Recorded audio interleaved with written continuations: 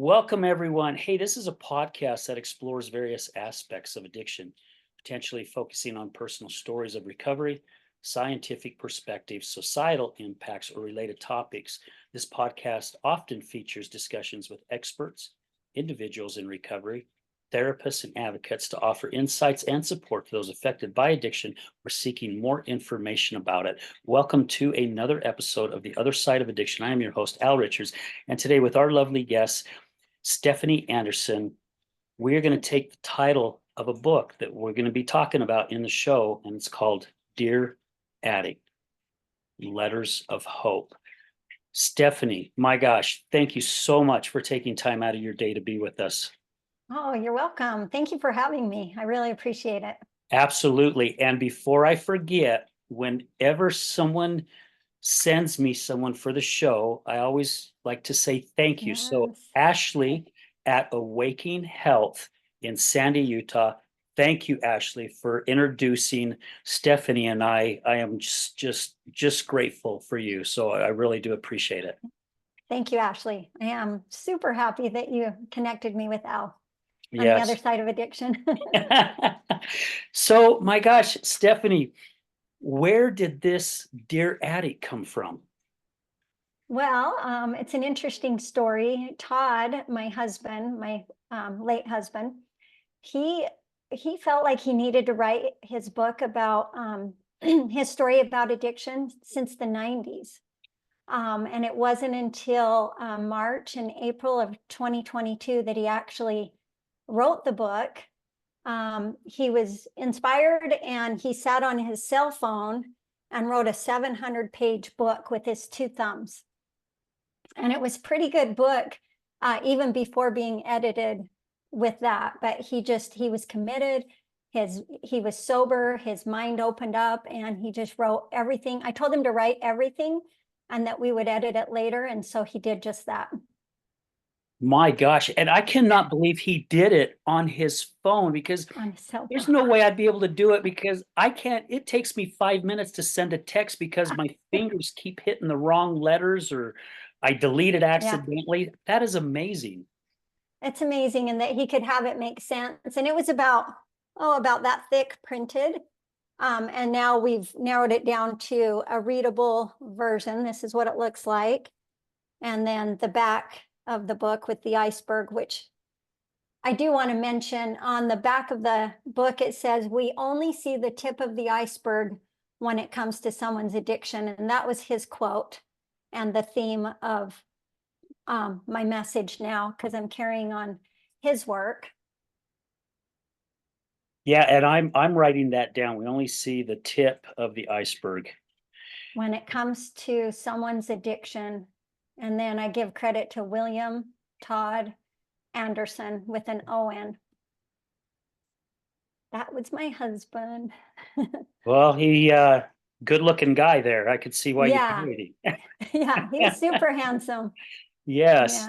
Yeah. And I love the back of that book with the iceberg, because Yeah. when you and I spoke during our introduction, we spoke about how I just finished some training, and that was part of our training. We talked about the iceberg, how wow. there is so much that is hidden beneath, Mm-hmm.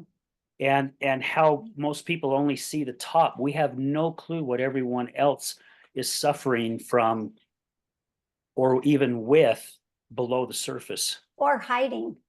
Yeah, well, Yep, because often, like you say, well, I didn't really know. People would be like, you didn't know. Well, you knew that something was wrong, but you couldn't prove all this, or you couldn't see all this.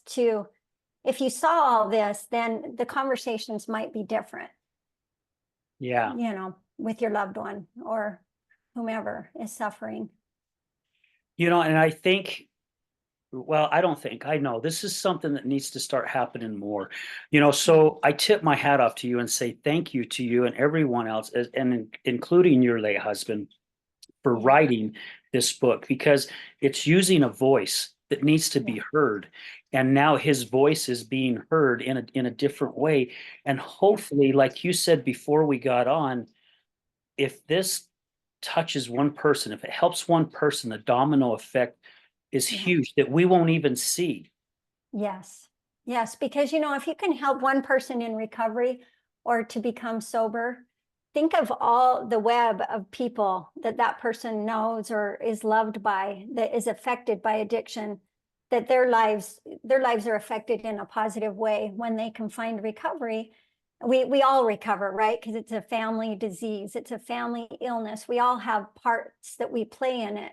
And if we're willing to look at that, then and that was kind of Todd's message too. He wanted to write it so people could understand addiction more from one person's perspective, his perspective. And there's a lot of messages in the book. But as loved ones who are trying to help, maybe we're not doing it in the right way. Maybe we could do it better. But he felt like if they could understand, then maybe they could even get their own kind of help, which could help the person in addiction. So this book is for anybody touched by addiction, or even someone who believes that they've never been touched by addiction. There's something to learn from this book. Yeah. Oh, and one thing I wanted to point out that's really critical, the reason that it's called Dear Addict is at the beginning of each chapter, he answers a question that somebody might ask someone in addiction and said, hey, well, why do you do this? Or how do you feel about this? And then he answers the question before continuing on with his story. That is very smart to do because, I went through some training. It was called a craft family support group. And I did this really after the fact. And they have a book that talks about situations that you're going through. And really, when I was reading the book, I'm like, oh my gosh, this is my life. I mean, literally, they have put everything in this book.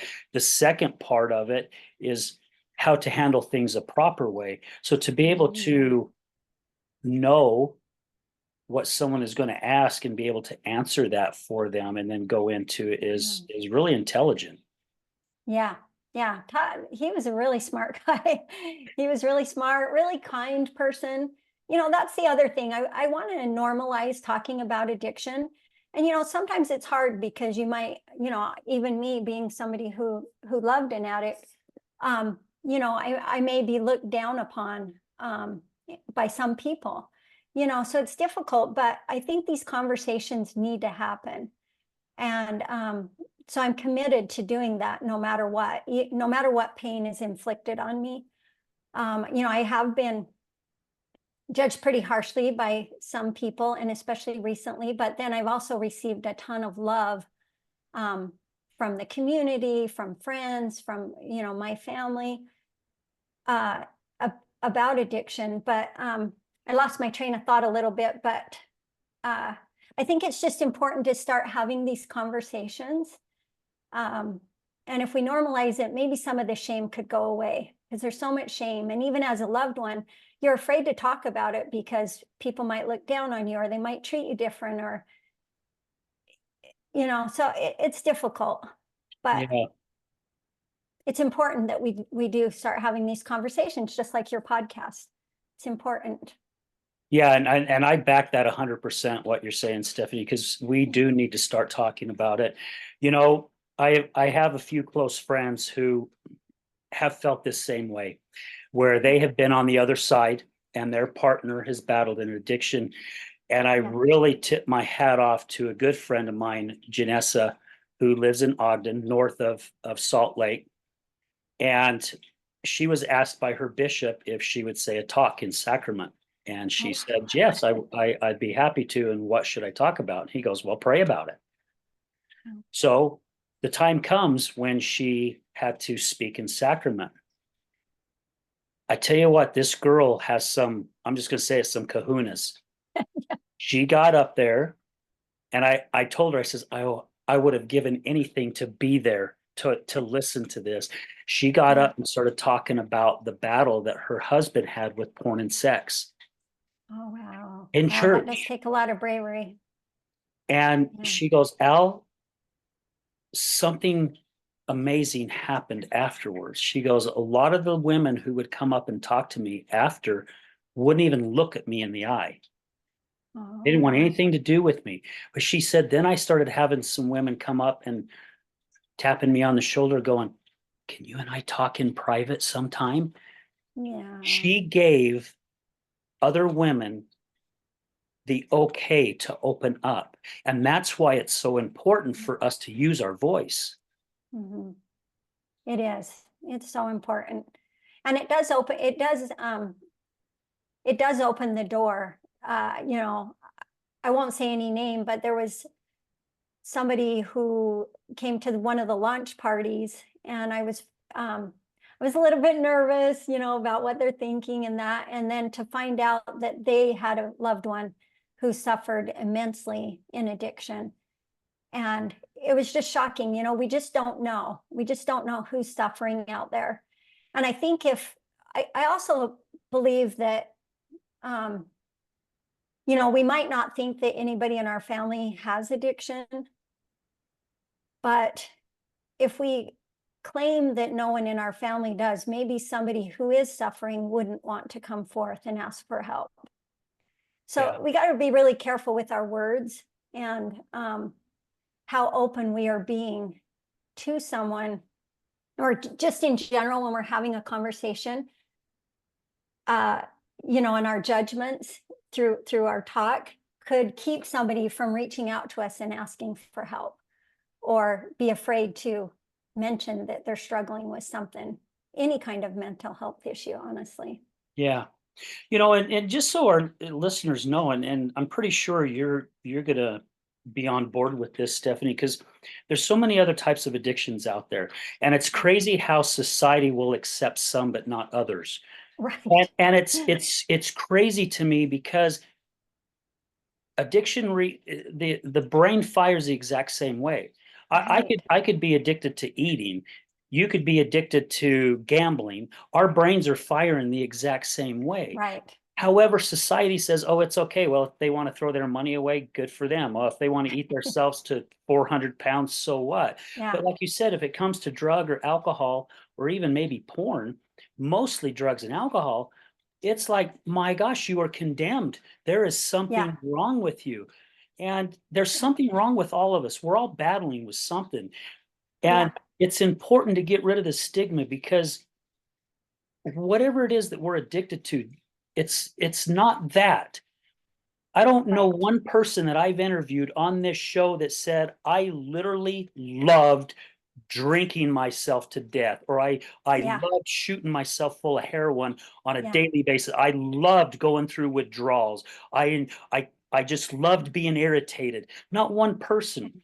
It was, I No. did these things because I didn't want to feel what I was feeling anymore. And all it does is that hamster wheel. It just keeps compounding and compounding and compounding.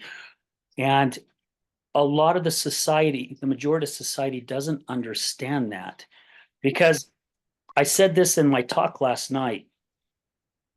If I told the audience that my wife or one of my children had cancer, once I got done talking, everybody would be coming up, or not everyone, but a lot of Good. people would be coming up.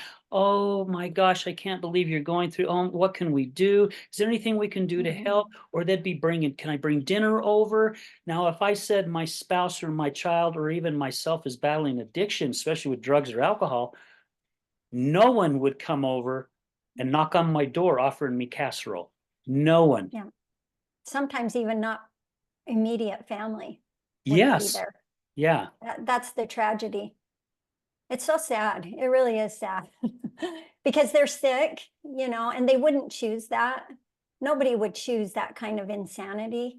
And, you Mhm. know, one of the important quotes in the very beginning of the book says, the question is not why the addiction, but why the pain, by Gabor Mate. Um, there's pain there. There's something that they're trying to mask or make themselves feel better. We all do it, right? We all try and make ourselves feel better with anything that we do. And Yeah. so we need to come, I think, with more compassion and love. And that was one of Todd's messages, is he felt like there needed to be more love in this world. Somebody could be craving acceptance and love. And one person's trauma or tragedy isn't the same as another person. So we can't even, I think, to judge someone's pain by what happened to them is also kind of a, I don't know, we have to be careful with that as well. Yeah. Just be a little bit more open, but I do Have agree. some empathy. Yes, have some empathy for maybe somebody's pain, or, Todd grew up in the 90s when, opiate, they were saying, oh, opiates aren't addictive, and he was on them for 18 months before they operated on his back, because he was a motorcycle racer. And that's a long time to be on a drug that supposedly isn't addictive. Yeah. Yeah. Now we know where all that went, huh? Yeah, we do. Yeah. We It's do. caused havoc in so many societies. Yeah. So many people have died, and when you think about the numbers, we should be alarmed as a country, and just even individually, we should be alarmed at Yeah. the number of people who have died from addiction. Yeah. Sorry. Yeah. And it just keeps growing. It's getting worse. It Yeah. really is getting worse. The numbers get higher and higher. And I could go into a whole political type thing on that, but I won't, because that's not what this show's about. Yeah. And I really do believe it's up to us who have lived around it, been in it, done it, to use our voice to make a change. And I think in the 3 years, a little over 3 years, I've been in this community, this recovery type community, I've seen a little bit of a shift, just a little bit of a shift, I think, going in the right direction, where some people are really starting to open their eyes and understand just a little bit more. And it's because of people like your husband writing this book, people like yourself, who is a huge advocate, so many thousands of other people who go, enough's enough. Yeah. Yeah. And it's unfortunate that it takes a tragedy or that for us to create change. But I think when you're living through someone, who's caught up in their addiction, it's hard to see the resources that are available. Since Todd has passed, I've seen so many resources and I'm a problem solver, that I didn't know were available. And so part of my website I'll have a resource page, and I will go and visit different recovery centers and find out what's available, so that if people come to me and say, hey, where should I go? I can find the best place for them, or what I think is the best place for them, rather than just, oh, go to this place or go to that place. And different resources for, like, I know you put on an event, so that would be on my website to lead people to what's happening out there, because there's so many great things that have come from tragedy. Yeah. And it seems like that's how the game is played sometimes. And I'm just talking about like the game of life, because I think something has to be lost before something can be gained. And sometimes it's our own souls, right? We lose ourselves, because there are so many people who lost their souls in themselves in the addiction, and thankful for whatever reason God kept them here to now go on that journey with what you're doing. And it's just, or even the book, right? Your husband's no longer here, unfortunately, but he left something behind that is still helping people. Yes, it's such a beautiful thing. I'm so grateful that he got the book done, because I encouraged him for many years to write it. And he almost died 2 times from overdose prior to getting this done, in the couple of years prior to writing it. But I feel like he got some sobriety and was able to get it done. I know that there's a reason for this book, and that's why I'm going forward with it no matter what, because he did get it done when at one point he was in the pre-stages of dying, and still came back from that. And then he had such clarity in his mind writing it. It was just incredible. It was incredible to watch. Oh, and then one thing that I wanted to share is I sat in the living room with my parents and read the book out loud with Todd in the room. And so we could pause and talk about different parts of the book, because as you'll see, there's these reality letters that we write to each other. So he's in recovery. I write a reality letter to him. At this time, I don't know the endings to these stories or the truth of what happened in these stories. But this last recovery that he went to, he was committed to staying sober. And so that's why he kind of pulled the covers on addiction and wanted to let people know what happens behind the scenes and to share what his back doors were. And then it's interesting to hear the book and then have these letters in the book, because now I know the endings to the story. And some of the stories, this is another interesting thing. You'd be like, how could all this happen to one person? But I have the physical proof at home. After he passed, I got our things out of storage and he had some legal documents. And I read through them and he was so accurate in his stories. It was just incredible. It's like, yep, there it is right there in the police report, you know? My gosh, Yeah, pretty crazy. it is. You know, and for being on the other side, so people understand a little bit more. What was it like for you to watch someone that you just adored and loved so deeply, just taking their life, just little bits at a time? Yeah. Well, and I do want to say that I knew that he had an addiction. I knew the lengths he had gone to previously, even before meeting me, to feed that habit. But then when we married, he had 7 years of sobriety that I know of. I don't 100% know that, but that's what I knew at the time. And then he got in an accident right when we reunited. So we dated in high school, which is pretty cool. So I knew him as a young man, and it did play into why I stayed so long, because I knew the core soul of who he is.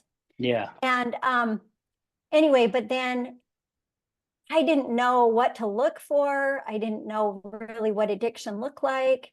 But he did go relapse and go back to his addiction. And it took me a while to figure it out. It's like, oh, he just spends a lot of time in the bathroom, but really it wasn't. It was because he was using. But once I found out, then he did go to treatment. And I thought, oh, he'll just be better now. I didn't understand that sometimes they'll go to treatment multiple times. And one thing I want to point out is, if your loved one goes to treatment and relapses, that treatment wasn't wasted. There's something that was gained, maybe something that was healed in that treatment. But watching somebody go downhill or suffer, and you don't understand everything, it's very maddening. I screamed and yelled quite a bit. I did. And that's before I found my own way to heal and my own recovery program. And then I didn't yell as much. There were still moments that I yelled, but I handled it in different ways. I thought I could control it or change it. And then pretty soon I had to just let him, I wasn't ready to leave. So I stayed in my own lane and just lived my own life for a while. I was a flight attendant, and so I was gone a lot. And just had to live my own life and say what will be. Even he could pass away, and there's nothing I could do about it, because you have no control over it. You didn't cause it, you can't change it, you can't control it. And so I think when I finally found acceptance of what was, that helped me to continue living my life. I didn't want to miss my own life journey while he wasn't living up to his potential. And he tried hard. I mean, he tried so hard to live a normal life in addiction. I mean, if he was using, sometimes you didn't know. And if he was trying to get sober, then we would argue more, because he was uncomfortable. He was trying to adjust to a new way of life, which can be quite challenging. Yeah. And good for you for going on with your life, because I never did get that. Oh. I didn't. I mean, I did the same thing that you did. I yelled, I screamed, I cried, I threatened Yeah. so many times in an 8 to 9 year span. Yeah. Nothing worked. I mean, I remember a few times I got down on my knees, just begging and bawling, just please, please, please stop. And my Yeah. greatest fear was losing her, just like what Mhm. happened to you. That I just don't know what I would have done if that could have happened. And it took me so long to finally realize. I mean, I argued with one of her therapists once. She goes, Al, there's nothing you can do. And I said, you want to make a bet? You F and watch me. You watch Yeah. me. I'll fix Yeah. it. I'll Yeah. fix this because I got the control. I will do this. And I beat Mhm. myself in the head for 3 years before that light bulb finally went off and went, my gosh, she was right. There's nothing I can do. Yeah. However, I still stayed in that rabbit hole with her. And it just took me in a dark, dark place. I was literally, as my buddy said, addicted to her addiction. Yeah. And that's where it takes a lot of us. So I tip my hat off to you for going, my gosh, I cannot do this. It's up to him. I need to live my life. And I'm sure it was not 100% out of your head because you love and No. care about this individual, but you did the best you could to still take care of Stephanie. Yes. Yeah. Because I realized, I call it so God's my higher power, but I call it my Christ circle. So I imagine a circle around me that's the circle of light. And if I'm in that circle, I'm protected. I'm Everything's okay because my connection with God, my higher power, is helping me and helping me to cope or helping me to step aside and let Todd have his journey and I have my journey. And if I'm not ready to leave, then I need to walk my own path and let him walk his path and go down whatever road. Now, had I known all the things that were in the book, I most likely would have left because, when you understand the full scope of what's under the iceberg, it's much bigger than what you're seeing. And you think, oh, they can get better, or oh, he's trying to get better. He tried this Suboxone, or a lot of times he would switch back and forth between Suboxone and the opiate. But when you try something new, it takes like a month or two to figure out, and you think, oh, they're trying, and maybe they're tapering off, and they're going to be okay. But what I would say to that is they cannot get it. In my opinion, we need help. We can't do it alone. They Yeah. can't get sober alone. We can't get better alone. And we just need to come together and ask for help.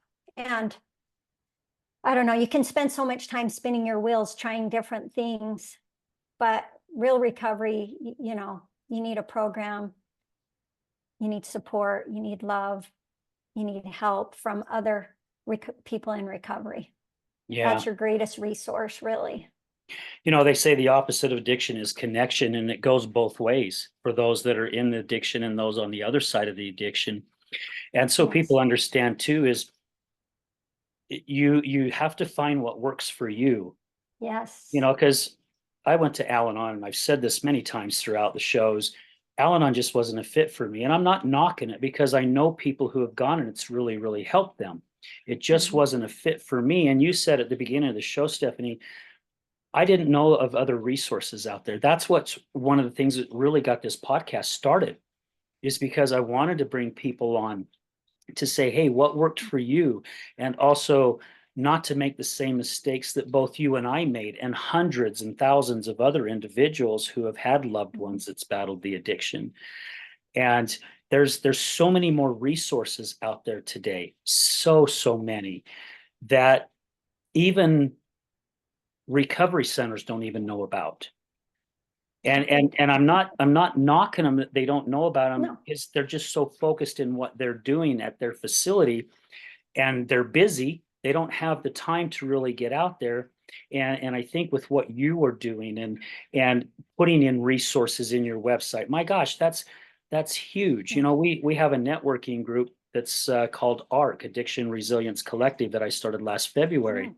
Oh. And the whole purpose of that is to bring in outside resources to bring people together who fall underneath that addiction umbrella, whether it's somebody that has a book, whether it's somebody that does acupuncture or breath work or sound bathing or salt bathing or meditation, whatever it may be, because you and I know, being on the other side, that you just said it earlier, it's the band-aid. The addiction is just the band-aid. They're just trying to Yes. mask something that they're really suffering from, and whatever it is, they just don't want to feel it anymore. And of course, as the addiction starts getting stronger, that shame starts getting stronger. Hmm. And it's hard to get it out of your head. It's so hard to get it out of your head. And to know that there's so many other resources out there to at least hopefully try to ground you and bring you back, because you knew the husband that you married was still there. That Yes. individual was still there. That soul, that love. I mean, I'm sure he loved you to death, and that man that you fell in love with is there. He's Yeah. just covered up with something, and it takes a lot to break that shell. Yeah. Well, and you see all these other people recovering, you think that could be your own loved one. I totally believed he could recover fully, Yeah. but, just wasn't meant to be. But sometimes people do pass away, and, others can learn from that tragedy, Yeah. maybe what not to do or how to reach out for help sooner. I had a guest tell me once that she had someone tell her at church that, because her son was battling addiction for a long time, and from what I understand, I've spoken to her, I don't know, quite a few months ago. Her son's now 2 years clean, which was really good to hear. Yeah. She was always worried about getting that phone call, Yeah. that her son had lost a life. And a lady in church told her, one way of looking at it is there are some that will lose their battle. And those are the ones that God knows that the addiction's got such a great hold on them that he needs to bring them back to take them out of their suffering. However, there are other ones that he knows will have the strength to get through it. And those are the ones that are called the angels, because now they are out there spreading the word and helping other individuals. And I thought that was such an amazing way of putting it. Yes, that's beautiful. That's beautiful. And part of that goes in line with accepting what is. If I believe that God has a plan for me and has a plan for Todd, maybe it played out just like it was supposed to. I don't really know. I mean, it's sad to have him gone and not here, but he will never be forgotten. I'll make sure of that. And his message will reach a lot of people, which luckily he did get his book done, and we were able to edit it and get it out into the world. We just barely published it May 6th. So it's still June hot 6th. off the Sorry, press. June 6th. Yeah, June 6th. Sorry. It is Yeah, it's hot really off the hot off press. the press. Yeah. Yep. Yeah, and we Wow. had two launch parties, and it was such a beautiful thing. We invited a bunch of people, and we had somebody from a recovery center come and speak, and you could hear a pin drop in there. People just absolutely loved it, and the connection, you could feel the spirit there. It was just a magical moment. It was really neat. Yeah. Those are the type of moments that I love. Again, I shared that me and two other individuals, two good friends of mine, we had the opportunity to speak in Park City, Utah, Thursday night. And when I got up to say bye talk, I don't, again, this came from my spirit, because it didn't even pop into my head till up while I was up there speaking to the audience. And I'm like, I didn't choose this path. God chose this path for me. Because 4 years ago, if someone said, Al, you're going to start a podcast, eventually you're going to be a crisis and recovery coach, you're going to be speaking about this, you're going to be holding events about this. As I told the crowd last night, I would have told them, you have your head so far up your rear end, you can't see anything. Now here I am on this journey, and the journey just keeps taking me deeper in the woods. I didn't pick it. Yeah. I mean, I know for a fact everything that's happened in my life in the past 15 years, God put me on this path to lead me deeper and deeper in that forest. And I'm to the point now where really I'm excited. I am so excited to see where this journey is going to take me, to where I don't think we get that when we have a normal job. We No. can work our butts off to move up the corporate ladder, which I've done, and there for a long time I said nothing came out of it, and I really had to revamp it because of something that a friend said, and I did learn a lot of skills through it. All that helped me to where I'm at today to do what I'm doing today, not realizing that's what was happening. And I think that's what's happening in your life. You had to go through it with your husband. Unfortunately, your husband lost your life, but he left such an amazing piece of art. I'm just going to put it that way, Yeah. to share with so many people. I mean, I got goosebumps over here on this side. Well, and the reviews, like people have sent some reviews, which we posted on our website. And if I get a message, a text about the book or a review or something, it's like, oh, I can keep going. I can keep going. These people are lifting me up too, but the people are really loving what they're reading, and it's changing their views on addiction completely, you know.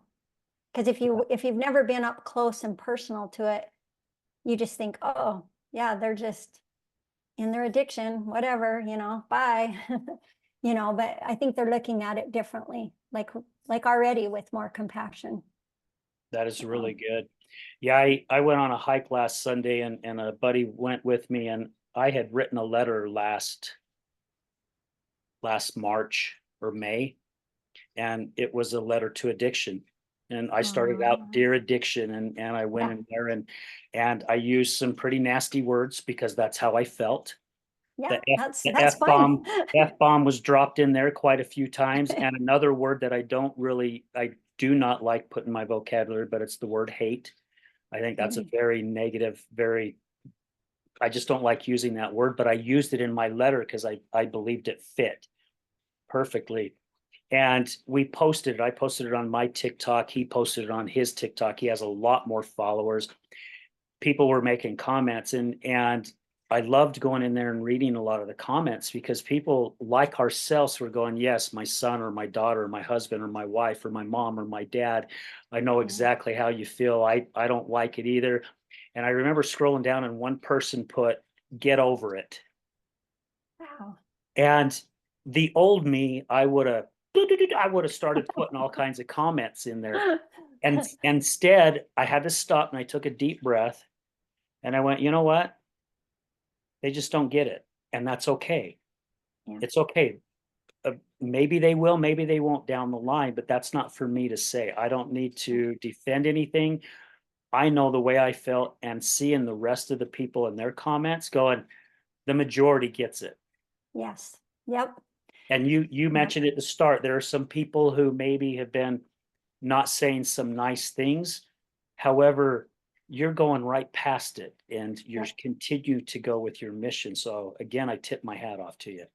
Thank you. Thank you. And good job bypassing that as well, and not responding. Because as we heal, we learn to be more open to all ways. And even with people reading the book, I decided when people read it, it all depends on the eyes that are looking at the book, how healed they are, how, their life experience. There's so many things that go into when you're reading a book. And so I decided not to be attached to what different people thought about it, just accept if it's not great news or if it's great news or if it helps somebody, you know, that somebody could read the book today and maybe read it in 10 more years and have a totally different perspective. So, it's just about learning more, just about educating ourselves, really. Yeah. So where do you see yourself now? Where do you see yourself taking all this? And I mean, do you have some goals? I know you have a huge vision Yeah. on things. So just share with us what you're looking at doing. Well, to start out, a lot of roads that I've been going down are just dead ends. Not with this per se, but I tried to go down this road and it's like, nope, that's a hard stop. And then this other road, hard stop. And so I feel like I'm on the right path with promoting the book and sharing the book, getting on podcasts. Um, I do have the Letters of Hope, which you mentioned at the beginning, and that's on the website. It's under, gosh, what's it under? Connect or something, or I can't remember, but anyway, it's on the website. And people can just type a letter to somebody who's in recovery, and they don't even need to know this person. And then when I go to recovery centers and speak, I'll hand deliver these letters. And at Christmas time, I had some family members write letters to somebody, to a recovery group. And I just laid them on the floor and I said, pick whichever letter you want, because that will mean it's meant for you. And they all took a letter, and it meant so much to them to receive these letters. And so that is one aspect of my mission, is to show love and support from somebody in the community who doesn't even know you. Here's a letter showing how they overcame something, or them encouraging you to keep going in your recovery. And I think that's such a beautiful thing. So that is one avenue. And then being a resource advocate. I do have some other ideas in place. I used to put on races. I may put on another race to increase awareness, running event. So I have different ideas, and I was like, I need to know where the end is, but we don't. What I need to do is do what I'm doing today and put one foot in front of the other and see how it unfolds. Like you said, you're excited about how this is unfolding, and it's unfolding in ways that you can't even imagine, because your higher power's there helping it unfold. And so part of the destination is the journey there. And so I'm trying to just embrace the journey, even though it's slower than I would like sometimes. And just see where it unfolds, because inspiration comes in different moments. And so I'm just going to keep listening and see where it goes from here. But I do have some great ideas that will be on my website. People can also follow on Facebook and Instagram at Dear Addict Book, and see what unfolds from here. I love it. And I love that you're just moving forward and seeing what happens, because Yeah. that's really what's been going on even with my life in the past year. When you throw in the towel and you just let your higher power, whatever that is for you, it's God is mine as well. He doesn't lead you in the wrong direction. No. And the right people at the right moment will show up. Just even to share how all that works. My friend Jessica, who spoke last night, had something amazing. She lost her husband also in 2013 to a heroin overdose. Oh, And she's talking a little bit about that and what happened and all that. And then she's getting into what she's doing today. And right before she got up to speak, her phone goes off and she gets a text message of a client that she's been helping. And the message was just amazing. oh wow. And she ended up reading it. Oh. And I mean, it put tears in my eyes, because it goes to show that, again, we didn't choose these paths. God chose them for us. And when we left and we were on our way home last night, she goes, Al, I cannot believe the timing of that text. That was so flippin' amazing. And I'm like, I know, right? I mean, just right at the right time. And because I even mentioned that both Jessica and I, we've talked about, are we sure we want to go down this road? And I said, it's like when your alignment's off in your car. You have, as long as you're hanging on to it, you're going straight. But as soon as you let go of it, it's veering off to one side or another. And it's like Jessica was saying, that no matter how hard she tries to get away from the addiction part, because there's other things that she does, it just keeps pulling her right back in. So now she's realizing this is her path. This is the direction she's supposed to go. And I think that's what you and I are finding out as well. And we will hit those blocks. You know, we'll have a lot of no's. We may here and there have some ignorant people. That's okay. However, as long as we know our higher power's in control, we know it'll get us to our destination, whatever that may be. Yeah. Yep. It's all about trust. Yeah. Trusting. You still have to do the work. You know, you still got to keep putting that one foot in front of the other, and you know, but yeah, it does unfold in maybe even more beautiful ways than we could have ever imagined. Yeah, absolutely. Have You you know, even thought about putting on like other events other than running to, because you're not in Utah, right? yeah, I'm in St. George. Yeah. Okay. Yeah. Yeah, so I did want to do some type of convention. Um, you know, I know other people are doing it. So it seems Mhm. like a lot of the ideas that I have, somebody else is already doing a lot of them. So, you know, I don't know exactly where this will go. As I just barely finished publishing and getting this out and trying to get the word out. Um, so now I'm going to move into that new category of where am I headed at this point. But I think honestly, awareness, the numbers are staggering. If people really knew the numbers, they're just staggering. How, you know, how can we make a difference? Like where can I make the most impact or the most difference?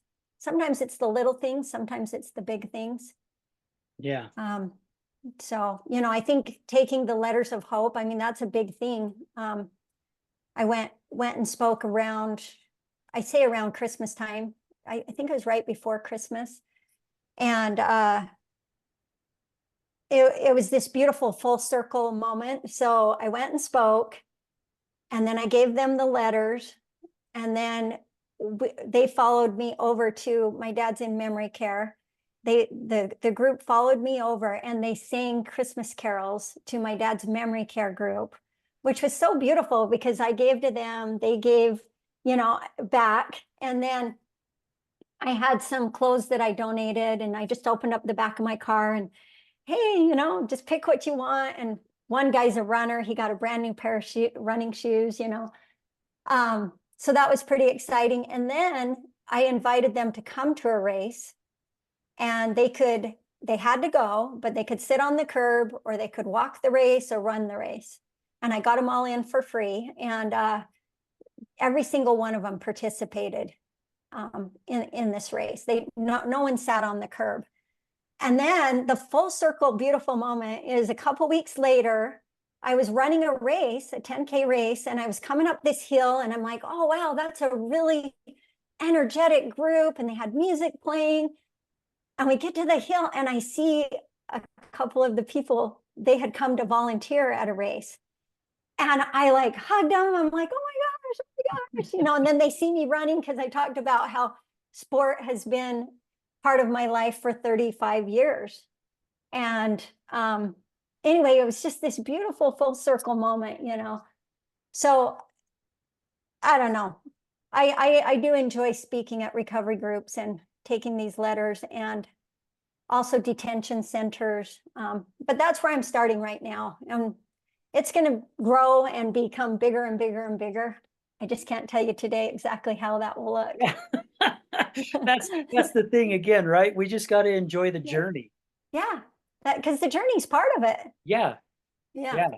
Yeah. And I like to put it sometimes, I don't know, do you remember the Cracker Jacks? You know, Cracker Jacks, Yeah. when Yeah. you couldn't wait to get the prize.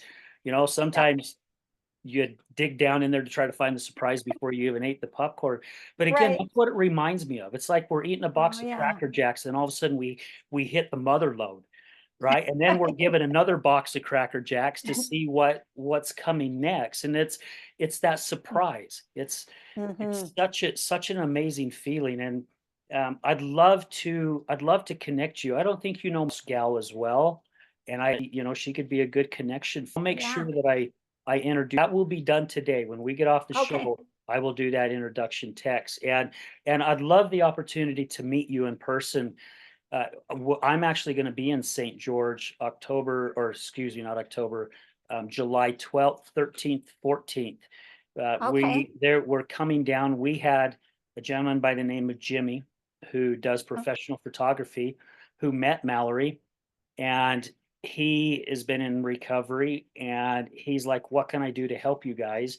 So a lot of us up here, our Huss team is traveling to St. George to do a big photo shoot that oh, weekend. nice. So Nice. I'll have to reach out to you, and maybe just, I don't know, maybe by chance we can connect. We're going to try to go on a hike Saturday morning, all of us get together, So yeah, it would be nice to meet you in person, because so many of my guests are in different states, but the ones that are in Utah, I've had the pleasure of meeting some of them. Either they've come to one of my events, or we've been able to be in the same place at the same time, and continue to build that relationship, because again, it's all about helping one another, Yes. because we're wrapping more yarn around that ball, and it's getting bigger and bigger, and that's what we need. Yes. And so many wonderful people who are doing just amazing things. They've taken a little niche and just grown it and helping people, because everybody, like you said earlier, not everything resonates with everybody. So you got to, all these different avenues, that there's somebody that can be helped. They Yeah, just need to know that those resources are there. yeah, So, and that absolutely. is that kind of what your conference in October is all about? Yeah. Yeah, when matter of fact, we did our first one in St. George in August of 2022. We did it at the Dixie Convention Center. Oh, And, Mallory pretty much kind of did the whole show by herself, because she was in St. George. The rest of us was up here. oh, And we just happened to be very blessed. We had people come in that sponsored the event. We had vendors come in, and it was a successful event. And then of course yeah. 2023 we did two of them. But yeah, it's about it's about educating people, inspiring people.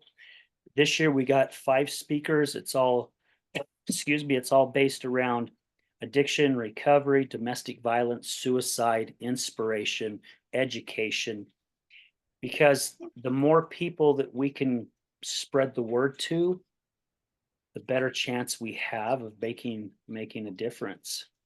Yeah, because it is the mental health, you know, problems that cause all these side things.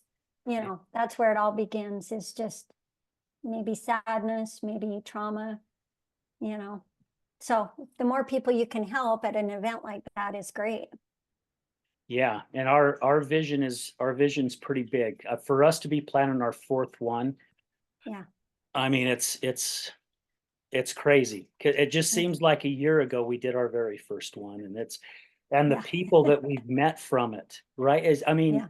that just in itself makes it all worthwhile. We've had so many individuals that have come to all 3 events and just said, "Hey, this has changed my life." They've got something from it, right? Just even like what you're Hmm. talking about with the book. If they just take even one little section One out of it, little it thing. changes their life. Yeah. That's all that matters. Well, and just even like when you started your podcast, like you didn't think, oh, I'm going to start a podcast, and it just kind of unfolded. And look at all that you're doing. I mean, are you 4 years in on that as well, or Little over 3? 3 years. Little over Okay. 3 years. As a matter of fact, you are the 285th episode. Oh, yay. I'll have to write that down. That's pretty Yeah, cool. 285th. So we are quickly approaching 300, and I'm just like in awe. Cannot believe it. It's amazing. And one thing I love that you did, and I try to subscribe to, is, it's scary to do these things. It's, but you still did it because you felt it in your heart that you had to do it. You were led by something inside you that said, I have to do this. Just like Todd with his book, even, he knew in every fiber of his being that he had to write this book, and he did Yeah. it. We have to follow through on those, or somebody else will if we don't.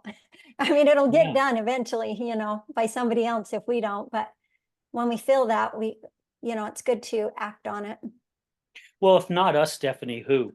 Yeah, it'll Right. be somebody else. Yeah. Yeah. Yeah. We Yeah. have to take that leap, and just take note, listeners. If you've got an idea and it's scaring the crap out of you, that's your answer to do it. because my version is it's the opposition that's wanting to hold you back from Yes. making a difference. So follow your heart. I mean, gosh, Stephanie is out there doing amazing things, and so many other people that I know who didn't even know what they were doing and they just went for it.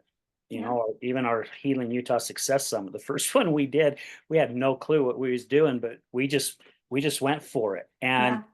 we made a lot of mistakes. However, we learned by it. We made mistakes our second one, but we learned by it. Same with our third one. We learned, and it's just improving. It's getting better and better and better. And Yeah. we travel down that road. Again, it goes Yeah. back to our journey, and there's so many blessings that are just right around the corner for us. Yep. Yep. With a beautiful community, I must say. Yes. Yeah, Yeah. absolutely. So, gosh, I'm lost for what to even say. Well, Do you have any events that are coming up that you're going to be promoting your book? I don't at the moment. Okay. I do plan in July to donate a book to the Salt Lake Library and maybe the Murray Library. And so I will post those on my website. So what you do is you donate a book and then they feature you and say, hey, the author, or in my case, the editor will be here um, to sign books. And I actually got a stamp with Todd's signature. So his book can be in, or his signature can be in the books. And my co-editor, Doug Sensenig, he did a fabulous job with me working on the book. So sometimes he will show up there. And we'll just share the message of the book in person at those events. So that is in the works as far as the next thing. Yeah, so if you go to buy a book, you can look and say pick up at an event, and I'll list the events there in case somebody doesn't want to pay for the shipping. The Okay. shipping's like $5. So yeah. So if you're up for it, we always have a raffle at the end of our show, at the Oh, end of our Healing Utah Success Summit. yeah. If you can and would love to donate a book for a drawing, I think that would be amazing. And I would love it. anyway, I think there's some other ideas there too, but I'll connect you with Mallory. And Okay. yeah, we'll kind of see what kind of transpires from that. Okay. But Yeah, I would love to donate a book. okay, It yeah, would be we an would. honor to do so. Well, we would be honored to have it, and I know whoever wins it, it's going to touch their life. That's Yeah. for sure. Because we will make sure that when we draw for that item, we let people know, if you do not read, do not take this book. Or if you Right. do know someone that reads, please give it to them, because we Yeah. definitely want this book to be read. We don't want it to And sit on in the the right shelf. hands. Yeah. Yeah. Well, and I don't know if you want me to read the foreword at all. I don't know how we are on time. No, yeah, go for it, please. Okay. Okay, I'll just read that really quick. Okay. So it says this book is for anyone suffering from addiction, who has an addict in their life, or who wants to navigate and understand the twisted maze of addiction. Addiction comes in many forms, all of which do lasting damage. I am not a professional, and Todd wrote this, of course. I am not a professional, and I do not pretend to have a formula or program for sobriety. I lay my experience before you so that you may take what benefit you can from it. I hope it will inspire dialogue and discussion, as well as the realization that time is of the essence for seeking help. In order to get the most from this book, I encourage you to be brutally honest with yourself about your personal struggle, the impact the addict has had on your life, and the impact your behavior has had on them. No more making excuses. With knowledge comes responsibility. I spent most of my life trying to convince myself that I was the exception to the rules of addiction. Every addict tells themselves, I'm certainly not like those real addicts. What BS that turned out to be. My first addiction developed at the age of 13. I went on to use and abuse a wide range of drugs and alcohol, resulting in 11 arrests and 21 offenses as a juvenile. As an adult, I attended at least 8 inpatient rehabs and 3 medical detoxes, suffered through dozens of withdrawal sessions at home, spent over 6 months in jail, and 3.5 years in prison.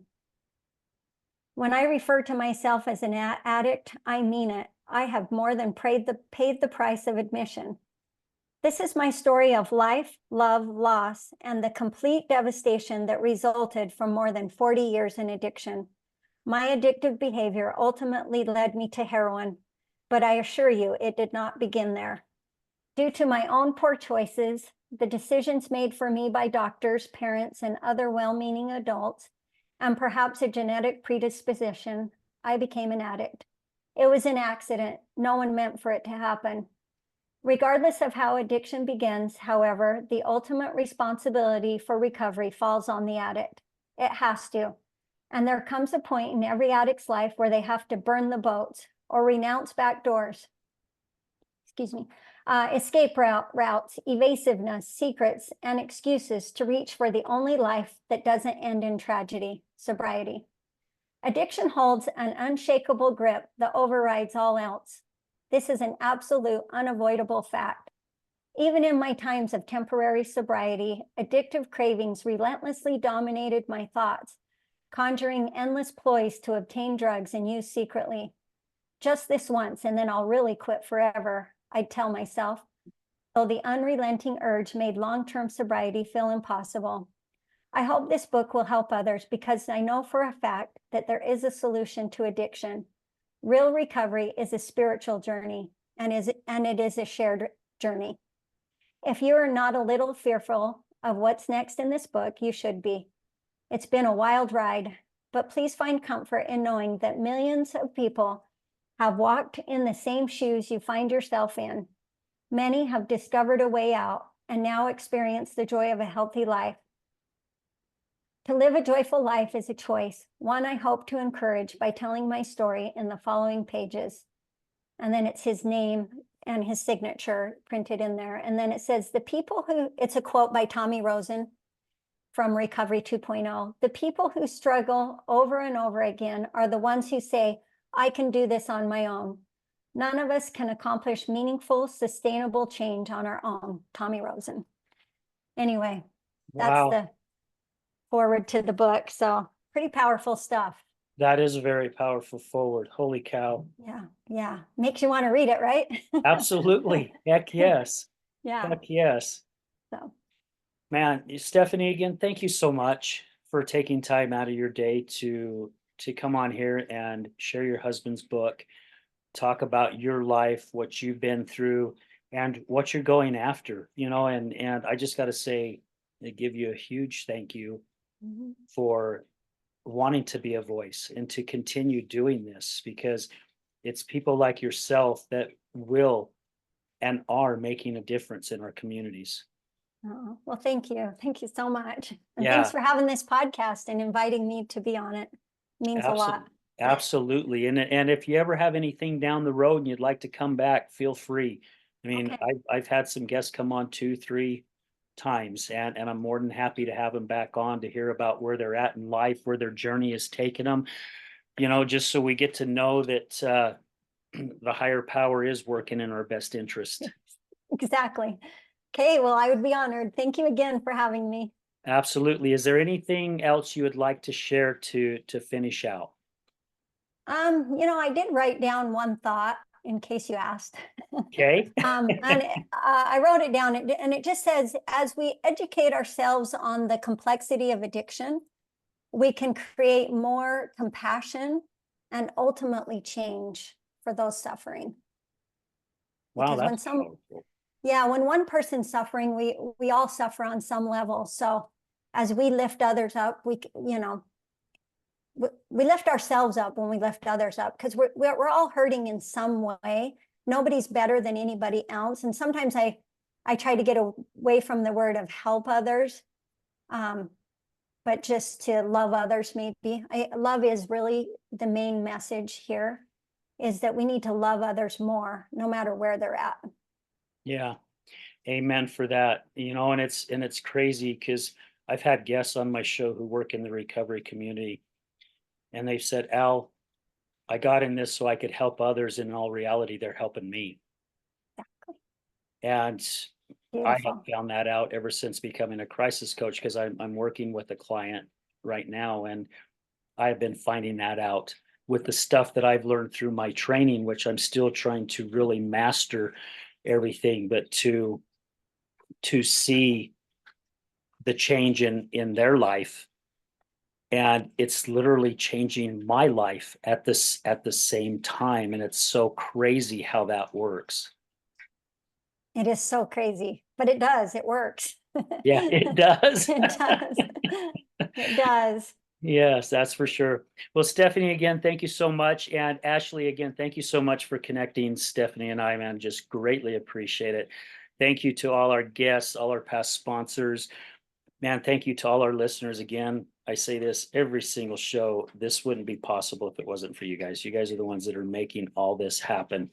So remember this, guys, addiction is giving up everything for one thing, and recovery is giving up one thing for everything. We're out.